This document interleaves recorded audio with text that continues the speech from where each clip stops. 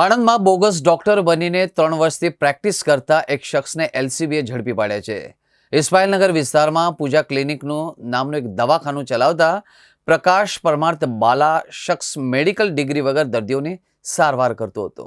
Anand LCB PI બ્રહ્મભટ્ટના માર્ગદર્શન હેઠળ PSI અને સ્ટાફના માણસો પેટ્રોલિંગમાં હતા. એ દરમિયાન પોલીસ કોન્સ્ટેબલને બાતમી મળી હતી કે ગામડીના ઇસ્માઇલનગર ગલી નંબર 8 સામે પૂજા ક્લિનિકમાં પ્રકાશ બાલા નામનો બંગાળી વ્યક્તિ બોગસ ડોક્ટર તરીકે દવાખાનું ચલાવે છે.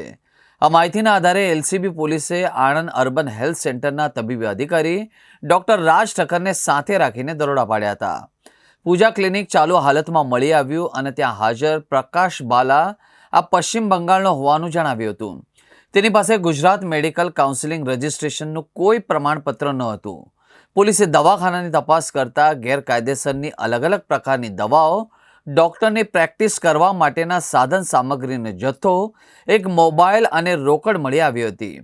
પોલીસે મુદ્દામાલ જપ્ત કર્યો હતો. પ્રકાશ બાલા મેડિકલ પ્રેક્ટિસ કરવા માટે સક્ષમ ન હોવા છતાં ડોક્ટર તરીકે દવાખાનું ચલાવતો હોવાથી તેની સામે ગુજરાત મેડિકલ પ્રેક્ટિસ એક્ટની કલમ હેઠળ આણંદ ટાઉન પોલીસ સ્ટેશનમાં ગુનો દાખલ કરીને પોલીસે કાયદેસરની કાર્યવાહી હાથ ધરી છે.